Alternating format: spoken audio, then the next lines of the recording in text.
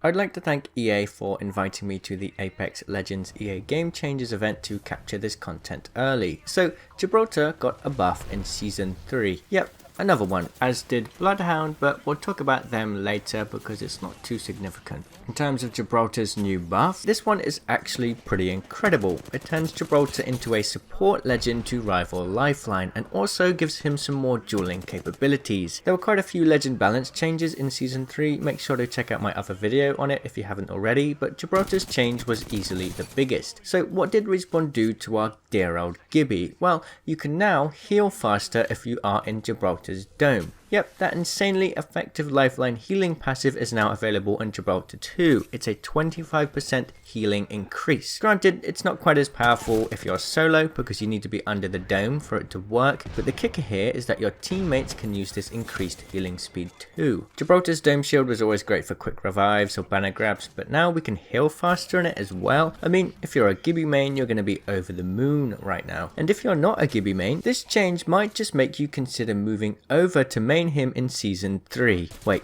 nah, who am I kidding with that? We know Gibraltar's biggest issue still stems from his massive hitbox, however this is a nice addition to his kit, and honestly, yes, I do think Gibraltar's play rate will go up and Gibraltar's win rate will go up due to this change, but perhaps not by enough. When I went to the EA Game Changers event, Respawn made it clear that they are still focused on bringing all legends in line with each other, and this is a certain step in the right direction with Gibraltar, but the issue is still his massive hitbox. Trouble is not that it's easier just to hit him, but it's actually far harder to use Gibraltar effectively in the same rules we use the other legends. Even something as simple as peeking in and out of cover proves to be more difficult for the Gibster, and running behind cover can result in frustrating eliminations for the exact same reason. I made a video on this in Season 2 and I think that it's something that cannot be resolved easily. In this footage we can see that Gibraltar's hitbox pushes out a lot more out of the cover as he's trying to peek. More of his body is shown before the player can actually see around the cover basically, which is a huge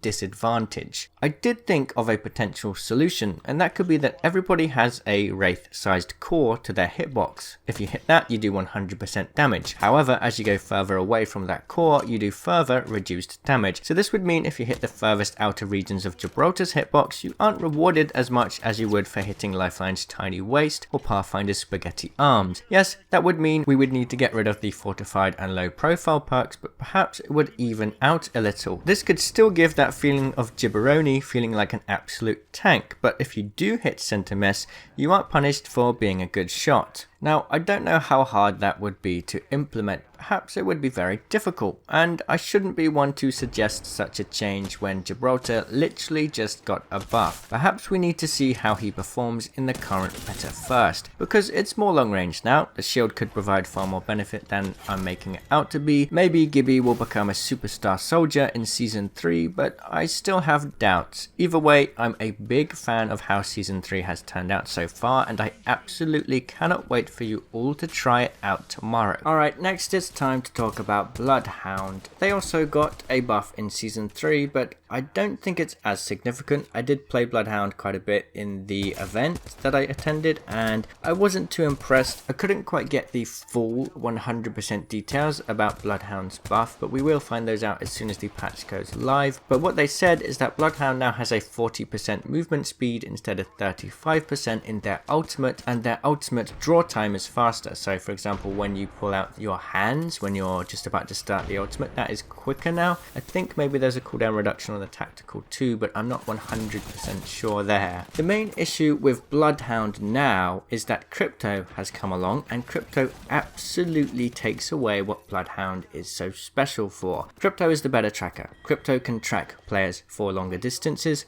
for longer. It's just a no-brainer if you want a legend for recon purposes. Crypto is your main man, and that leaves Bloodhound in this weird space where, well, what are they useful for? I don't really know. We can think about Bloodhound's ultimate and how it can be used to hunt down legends, but it's not in a great state. You can hunt down legends far easier with Pathfinder, with Octane. Yes, you get clues and you can see players on the map, and sometimes that can be more useful, but it's rare that this kind of beats out the stim and the grapple when you consider that it has such a long cooldown. I'm not entirely sure what to propose for Bloodhound, but perhaps they need an entirely new redesign in terms of their playstyle and what purpose they serve in the game. I'd love to see Bloodhound turn into another high mobility legend. Perhaps Bloodhound's cooldown on their ultimate should be far shorter, or maybe they should be given a speed increase as their tactical, so their ultimate could become their tactical and their passive could be their old tactical. So by that I mean as you get close to an enemy, you just periodically scan outwards. So Bloodhound just basically becomes a drone that you can control. I don't know, I feel like that could be better. I just feel like the whole cooldown situation with Bloodhound really restricts them as a player, and they are just really limited in the current gameplay. So Respawn, if you're watching this is a crazy idea, but that is what I'd suggest. Give Bloodhound, not this specifically, but try and make a way where Bloodhound is more of a mobility focused legend. Give them more value with their tracking ability, let them use it more frequently. Yes, maybe that will give them a huge power curve, but at the moment Bloodhound is literally right at the bottom of the pack. Bloodhound needs it more than any other legend at this point. Caustic's really great.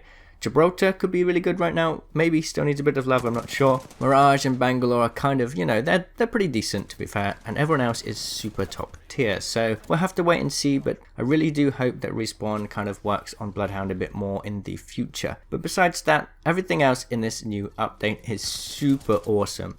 I think you're really going to like all the changes. If you haven't already seen them, make sure to watch my other Season 3 videos on crypto, the new meta changes and the new map. In that third video, I cover every new named location and some secret spots on World's Edge. I've got plenty more Apex Legends Season 3 content planned over the next few days too, so keep your eyes peeled and turn on the notification bell if you want to get updated, even if it's just for these next few days, because there's going to be a ton of exciting content here. Alright, thank you everybody for watching. What do you think of this new change to Gibraltar? Is it enough to give him a lasting chance in Apex Legends? Is he still going to fall off in high level play? Leave your thoughts below. I'll see you in the comments. Cheerio!